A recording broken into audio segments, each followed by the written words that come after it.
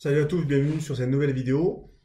Donc aujourd'hui, je vais expliquer comment on peut faire pour faire notamment un profil LinkedIn, un compte LinkedIn un peu dans la règle de l'art, voilà, pour vraiment essayer de l'optimiser et aussi que vous puissiez activer notamment le badge qui vous met, alors je ne me souviens plus exactement, qui vous met que je crois que vous êtes expert absolu.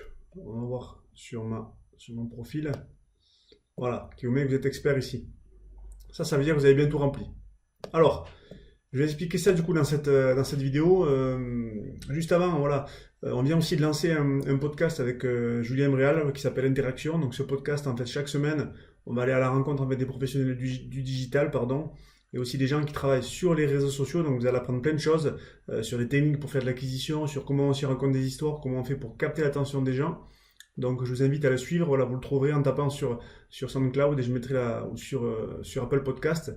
Il s'appelle Interaction, on a déjà fait 2 épisodes et je mettrai le lien dans la description. Voilà, n'hésitez pas aussi à télécharger ma liste de plus de 100 outils pour réussir sur les réseaux sociaux, vous l'aurez dans la description juste en dessous. Voilà pour les petits appels à action qui me permettent d'avancer avec vous. Alors, LinkedIn, il y a plusieurs choses qui sont fondamentales, je vais l'expliquer. Donc là, on est du coup sur mon accueil, on va aller sur mon profil. Et je crois qu'aussi que c'est un réseau qui est sous-exploité, voilà, dans le sens où beaucoup de gens déjà ne le remplissent mal et ne respectent pas certaines règles pour augmenter leur visibilité. Voilà. Alors, on va parler de plusieurs choses dans cette vidéo. D'abord, on va évoquer le point crucial, voilà, qui est surtout la photo de profil, d'accord? Ça, c'est l'élément que les gens voient le plus avec votre résumé. Le résumé, c'est cette partie juste ici, et on verra justement comment on peut faire Pardon, le résumé, c'est cette partie qui est juste là. Ça, c'est l'accroche de votre type, par exemple, votre poste de travail, votre job, et là, c'est le résumé. Donc, on va voir un peu comment on peut arriver à faire des choses professionnelles et aussi à respecter aussi certaines règles. Alors, la photo ici, moi je recommande vraiment de faire quand même une photo assez professionnelle, voilà, donc pas obligé de faire une photo en costard, hein, voilà, mais une photo en chemise, privilégier quand même la photo en couleur. Moi, noir et blanc, je considère que ça fait quand même un peu terne, c'est pas forcément le but sur LinkedIn. Et après, il y a un moyen très simple de voir si votre photo, elle aura un impact ou pas, c'est d'utiliser l'outil qui s'appelle Photo Filler, voilà, donc F2ELER, et en fait, vous pouvez mettre directement votre photo. Il y a les internautes qui peuvent voter pour donner leur avis. Donc c'est vraiment très facile à mettre en place et ça permet d'avoir un retour directement pour savoir si votre photo, justement, elle a un aspect business, elle correspond au secteur d'activité que vous allez apprendre. Voilà, donc photo filler, je vous invite à l'utiliser. Moi je l'ai utilisé et en général on a au moins une trentaine de votes d'internautes. Donc c'est déjà bien pour avoir un peu une représentation de ce que peut véhiculer votre photo de profil. Donc ça c'est la photo de profil, très important. Voilà, donc avec un téléphone maintenant on peut faire des choses exceptionnelles. Voilà, sur fond blanc c'est bien aussi. Et après il n'y a plus que directement s'il faut un petit peu la recouper. Alors je connais pas les dimensions exactes, mais c'est important quand même de se focaliser sur ce point qui est crucial. Voilà. Si votre profil LinkedIn n'a pas de photo, arrêtez tout. D'accord? Ça sert à rien de faire un profil LinkedIn s'il n'y a pas de photo. Ok, qu'on soit bien clair sur ça. On a besoin quand même de s'identifier, de voir à quoi correspond la personne, son visage. Alors, ici, juste après, donc, bien sûr, il y a la photo de profil, c'est très important. Le point aussi souvent que les gens oublient, c'est de remplir tous les éléments d'un profil LinkedIn. Alors ici, par exemple, c'est la description directement de ce que vont voir les gens quand ils vont vous voir sur LinkedIn. Voilà, c'est l'introduction du profil. Donc là, il faut essayer de remplir le maximum de choses. Voilà, votre nom, votre prénom, ce que vous faites, votre poste actuel, voilà, le secteur aussi que vous pouvez représenter parce que ça permet sur LinkedIn qu'on vous retrouve plus facilement via un petit peu l'algorithme de référencement comme sur Google, c'est hyper important. Et après votre résumé. Voilà. Et après ce qu'on peut mettre aussi c'est ajouter aussi des liens vers des documents enrichis que vous avez. Ça peut être des présentations, ça peut être des prestations. D'accord? On verra après ici à quoi ça correspond ce document-là. Je vais vous expliquer la petite astuce que j'ai trouvée. Alors sur le résumé, voilà, ce qui est hyper important, on va voir mon résumé ici. Donc on va sortir. On va revenir directement ici, on va faire voir plus. Voilà. Tac. Alors, sur le résumé, ce qui est hyper intéressant, vous avez vu déjà que les gens, sur votre résumé, ils ne voient pas tout. Voilà, ils voient, je crois, les 3 ou 4 premières lignes. Donc, ce qui est important, c'est d'être impactant directement et de montrer la valeur ajoutée que vous apportez. Voilà. Moi, de plus en plus, je pense aussi qu'il ne faut pas chercher la pitié par rapport aux gens qui vont vous suivre sur LinkedIn. Si vous cherchez un stage, si vous cherchez un emploi, ne mettez pas recherche stage, recherche emploi. Mettez peut-être bien sûr que vous recherchez un emploi, mais que montrez directement la valeur ajoutée que vous pouvez apporter. Un exemple, vous avez une expérience de commercial, vous avez vendu du vin par exemple. Vous pouvez très bien dire, grâce à mon expérience dernièrement auprès de vignoble où nous avons augmenté les ventes de plus de 30%, je peux vous apporter cette compétence pour développer vos ventes. Voilà, exemple. Pas forcément très bien formulé, mais vous voyez un petit peu, il faut de suite montrer la valeur ajoutée qu'on apporte. Okay, se positionner en termes de personnes qui apportent quelque chose plutôt que de se positionner en tant que personne qui demande quelque chose. Voilà. C'est la même chose quand on sollicite après des gens, on va le voir juste après, mais positionnez-vous vraiment sur qu'est-ce que vous apportez en plus. Voilà. Donc moi par exemple, ce que j'ai fait sur mon résumé, j'ai été très clair. Moi j'ai mis directement que j'offrais du conseil aux gens qui ont besoin d'être aidés, notamment sur la partie réseaux sociaux. Donc il y a par exemple un appel ici 20 minutes pour faire un point avec vous. Et après j'ai aussi mis directement notamment des guides et vidéos que je fais qui permettent d'apporter aussi une valeur ajoutée et de démontrer aussi mon expertise. D'accord ? Donc ça, c'est super important. Il faut vraiment essayer de le faire, voilà, de se positionner vraiment sur qu'est-ce qu'on apporte à la personne, qu'est-ce qu'on apporte à mon interlocuteur. Si c'est un recruteur, montrer directement au recruteur qu'on peut vraiment avoir cette compétence qui pourrait lui être utile. Voilà, donc ça, c'est le résumé, c'est super important. Donc après, ici sur les médias, on a la possibilité aussi d'ajouter des médias directement sur un profil LinkedIn. Donc là, ici, c'est un média qui est ajouté sur SlideShare, pardon. Donc SlideShare, donc c'est slide comme un slide d'un PowerPoint et share partagé en anglais. Et ça permet du coup de pouvoir, donc ça a été racheté par LinkedIn dernièrement, et ça permet d'héberger directement vos présentations PowerPoint par exemple, ou même sous format PDF. Donc ce qui est bien avec SlideShare, c'est que c'est un très bon référencement sur Google. Voilà, vous pouvez très bien remonter sur des sujets bien précis. Donc n'hésitez pas aussi, si vous avez fait des présentations PowerPoint, à les héberger après directement sur SlideShare, c'est gratuit, et c'est directement relié après à votre profil LinkedIn. Voilà, donc vous avez la possibilité aussi d'avoir des contacts qualifiés directement par rapport à ça. Donc moi j'ai mis ça, et moi ce que j'ai fait par exemple ici sur mon SlideShare, on va cliquer dessus, c'est que, hop, alors, là ici, voilà, vous avez vu ici en fait, là c'est l'aperçu directement du SlideShare, et ici juste après, c'est en fait ce que les gens vont voir quand ils vont arriver sur le SlideShare. Donc une petite présentation. Donc par exemple ici, si on fait voir la source, là, ça veut dire que ça va nous amener directement sur SlideShare. Bon, ça, je l'ai mis hier soir, donc pour l'instant, il y a très peu de vues. Puis je ne sais même pas si c'est bien positionné en termes je dirais, de mots-clés par rapport au titre, de mon SlideShare. Et ensuite, après, justement, tac, on peut directement rajouter des liens dans la publication.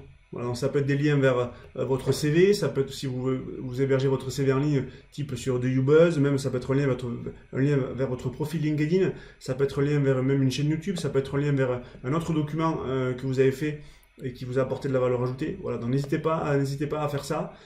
C'est encore une fois du trafic gratuit. Et SlideShare, ce qui est très intéressant, c'est que c'est très bien positionné sur Google. Voilà. C'est gratuit SlideShare, donc autant en profiter pour les positionner. Par exemple, j'ai un ami qui a fait une présentation sur le marketing digital du sport, et quand on tape, il a mis du coup sur SlideShare, et quand on tape sur Google marketing digital du sport, sa présentation remonte dans les 3 premiers résultats de Google, en naturel, pas bien sûr en payant. Mais imaginez-vous, voilà, il a fait quelque chose, il n'a rien fait, il a juste mis sa présentation, et du coup, grâce à SlideShare et grâce au référencement important dessus, il a pu bénéficier, en fait, il a des contacts. Grâce à ça, chaque semaine, il y a des gens qui le sollicitent. Donc ça, c'est pour la partie média. Ensuite, ici, moi vraiment, je vous invite à enseigner au maximum vos expériences. Voilà, donc on y passe un peu de temps, on le fait. Voilà, vos expériences passées ici, voilà. Ce que vous avez fait aussi comme formation, très important aussi à mettre. Voilà, si vous avez fait un master, si vous avez fait une école de commerce, tout ce que vous avez fait, tout ce qui touche aussi au bénévolat. Ce qu'il faut bien se dire sur LinkedIn, c'est que c'est comme sur Facebook. Plus on remplit d'éléments, plus on a de chances que notre profil remonte dans les résultats de recherche. Voilà, ça c'est hyper important. Donc il faut essayer de faire ça le plus possible.